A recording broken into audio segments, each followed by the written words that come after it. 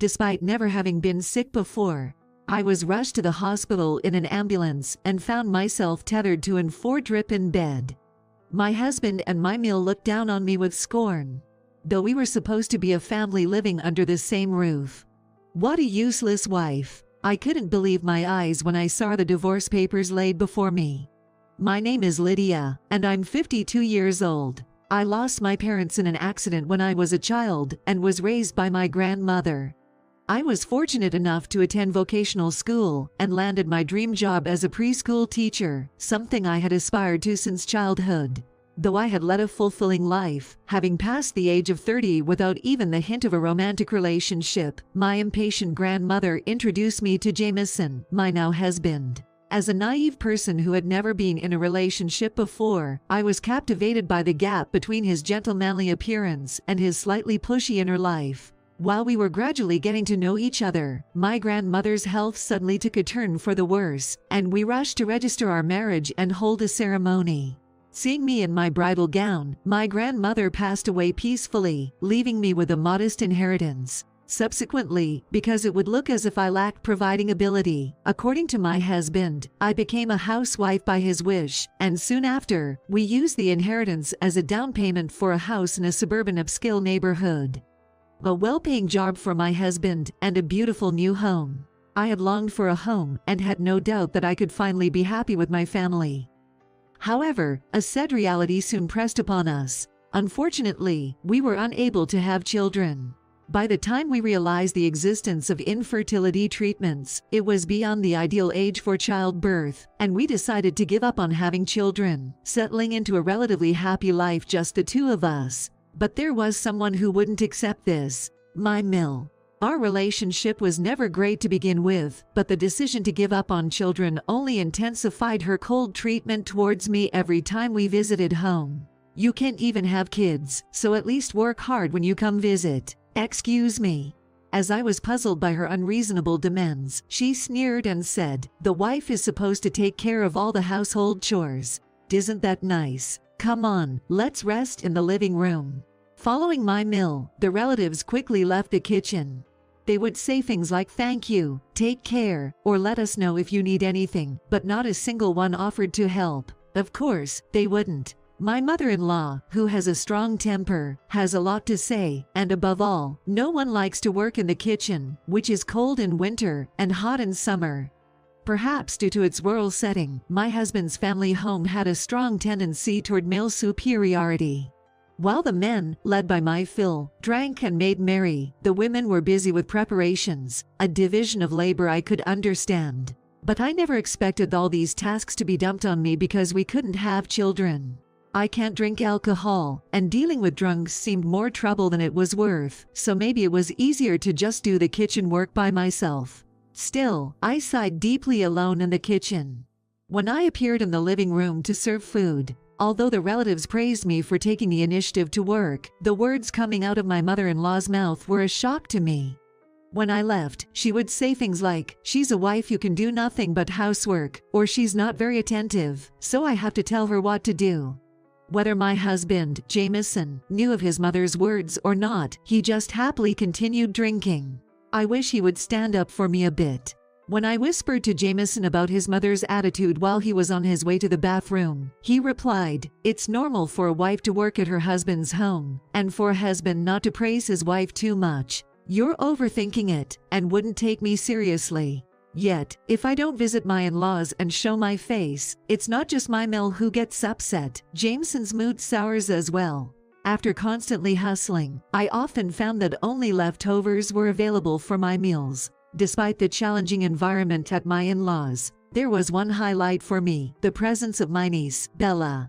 Lacking peers among the relatives, she would escape the men's rowdy gatherings to join me in the kitchen. "Auntie, I don't understand part of my homework. Can you help me?" "Of course, come here." I had tutored during my community college days, so helping Bella with her studies or playing card games while snacking at the kitchen's small dining table was enjoyable. Mimel doted on Bella, her only granddaughter. Though all relatives adored her charm and intelligence, she felt pressured by their high expectations. They're pushing me to aim for Harvard or pursue a political career, and I'm only in elementary school. It's overwhelming. You're right. Your life is your own, after all. As I nodded in agreement, she smiled in relief. I dream of a career helping others, but let's keep that between us. My grandparents can be quite nosy. Saying that, she puts up her little index finger and winks. Such a thought is genuinely endearing. I can't help but imagine what it would be like if we had children. My Mel seemed not to appreciate my close bond with Bella, but she refrained from commenting, likely fearing her granddaughter's disapproval. Bella and I shared a special connection. I managed to get through the hardships of visiting my in-laws because of her. As time passed and Bella grew, she began to assist with the household chores dumped on me at my in-laws. Eventually, her mother also started lending a hand during visits, easing my burden. On a cold day, amidst my morning routine, the phone rang insistently. "What now, so early in the morning?" grumbled Jameson as he answered. Perhaps it was an urgent work call. What? His loud exclamation caught me off guard. "What's wrong?" "It's Dad." "What about him?" Shockingly, my Phil had passed away from a heart attack after going to the cold kitchen for water at night. He was found lifeless by my mill in the morning. He had seemed so healthy just a month ago. Jameson and I rushed to the in-laws, enveloped by a somber atmosphere throughout the wake. Busy catering to the mourners, I noticed Jameson and his mother deep in conversation.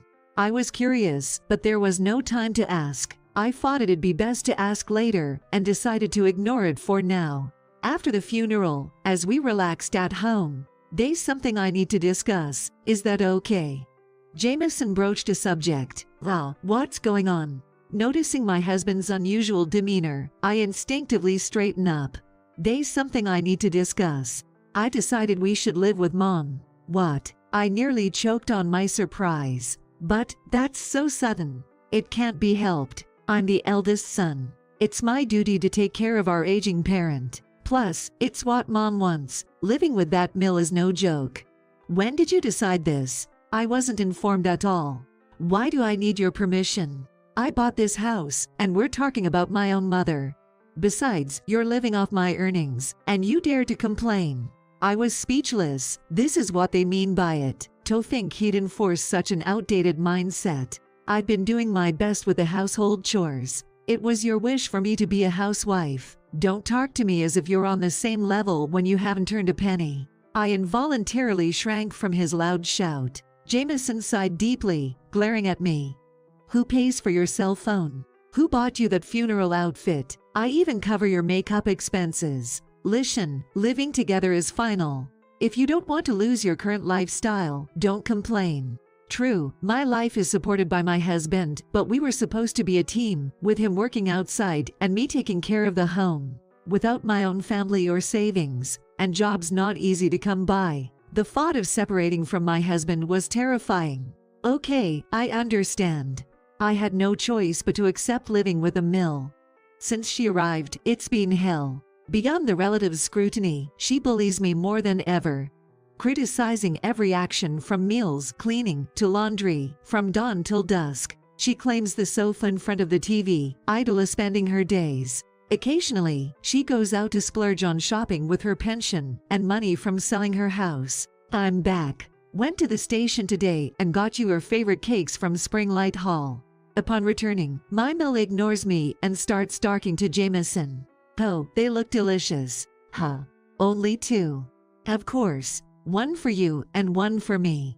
"Lydia, make some tea." Am I a servant? If only my husband were on my side, it might be bearable. Since moving in together, Jameson has been like a child, believing and prioritizing everything his mother say over his spouse. When I told him how selfish my mother-in-law was playing with me, he said, "Don't you feel sorry for your old mother who came alone to a strange land?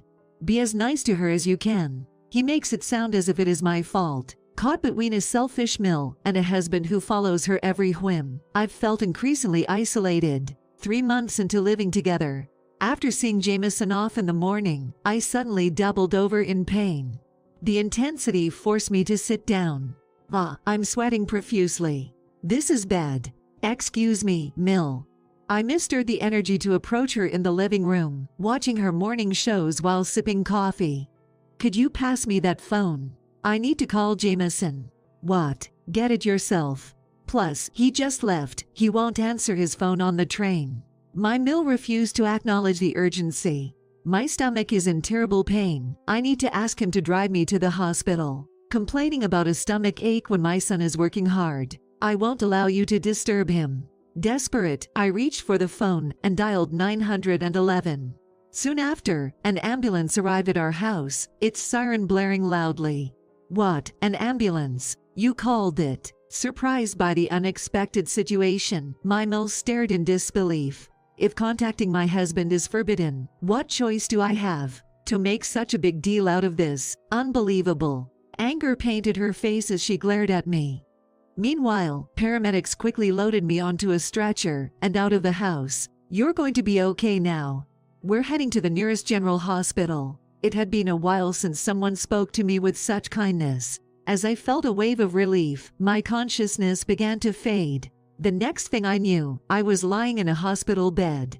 It was already dark outside, and sitting beside me were my mill, elegantly dressed in a kimono, and my husband, still in his suit, frowning deeply. "According to the doctor, it seems I have developed a stomach ulcer." The moment the doctor left after announcing I would need to stay in the hospital for a week, Jameson sighed deeply. "You collapsed right after I went to work, huh?"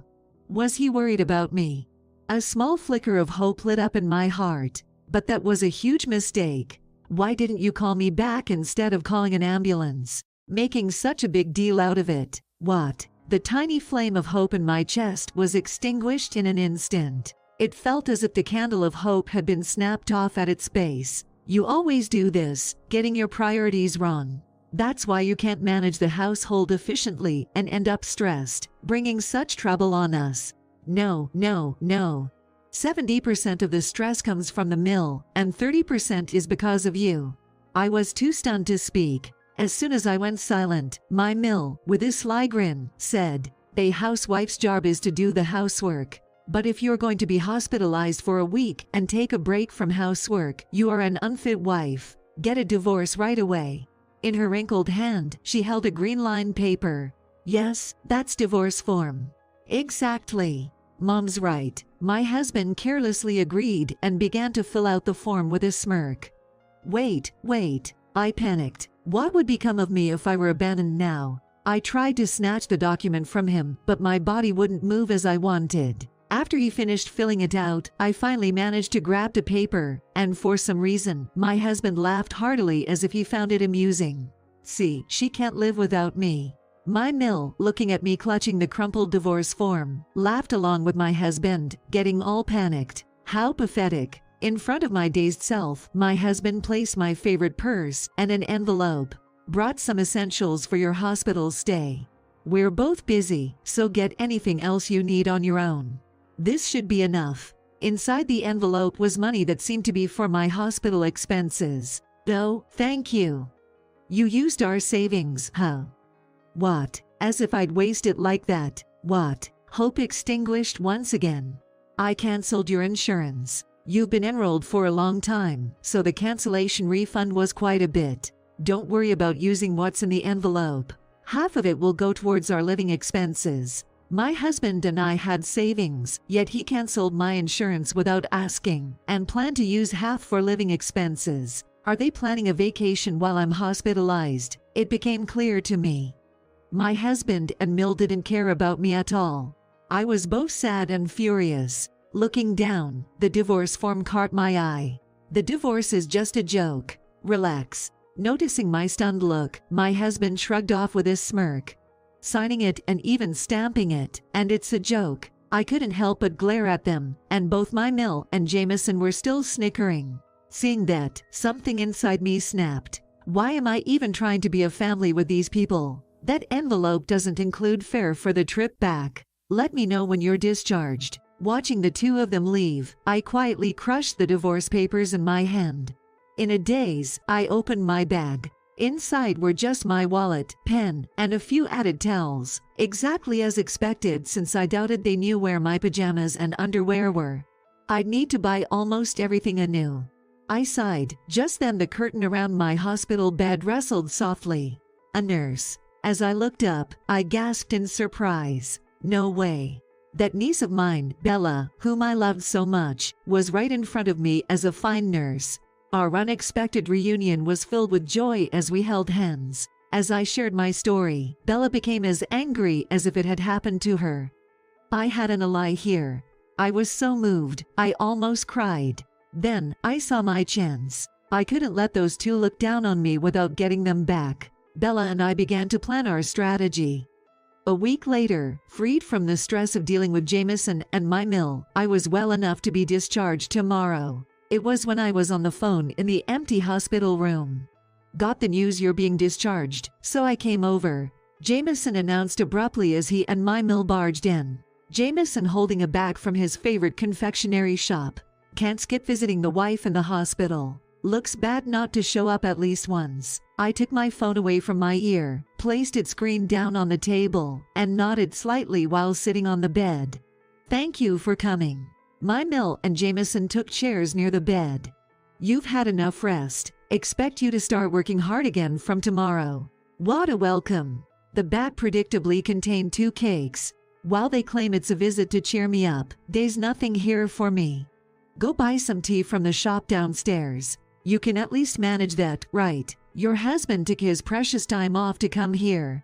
I don't have any money left. I spent quite a bit on pajamas and underwear.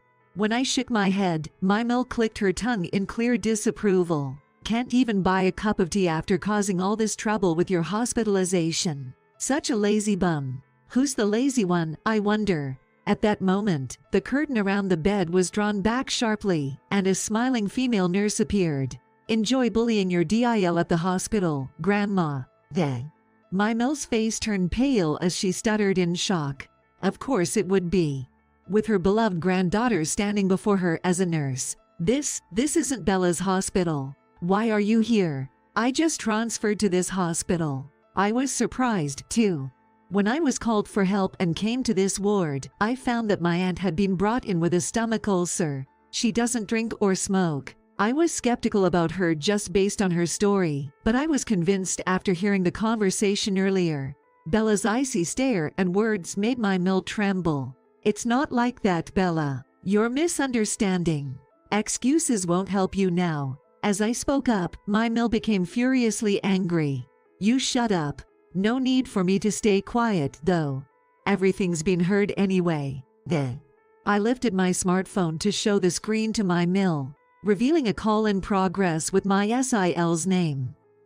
What a sneaky move. As my husband started to scold me, his sister's angry voice blasted from the phone on speaker mode. You knew your wife was hospitalized and that's your attitude.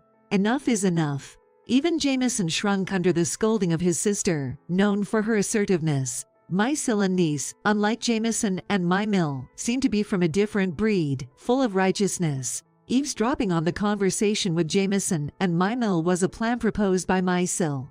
Looking at the diminished figures of Jameson and my mill, I reached out to my Syl once more. Thank you, Syl. Hanging up the phone and staring at Jameson, who was slouched in defeat. This past week wasn't just about lying in bed and resting. You signed the divorce papers a week ago, right? I decided to accept them. Let's get a divorce. What? Jameson's jaw dropped, looking at me in disbelief.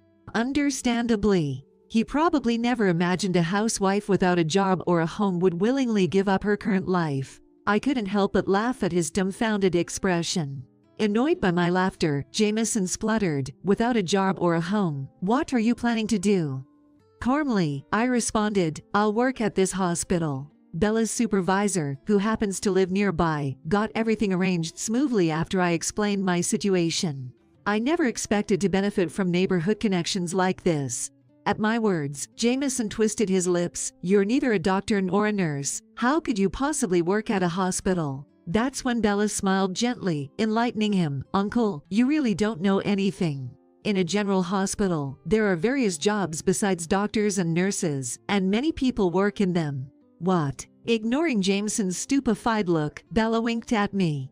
A signal we had shared back when I taught her studies or played card games at my in-laws. I'd been offered a job as a nursery attendant in a hospital-based nursery for sick children. They have dorms and a place to live, no problem, I declared confidently. My Mill, wordless, put her hand on Jameson's shoulder and glared at me, thrusting her wrinkled hand forward. Don't joke with me.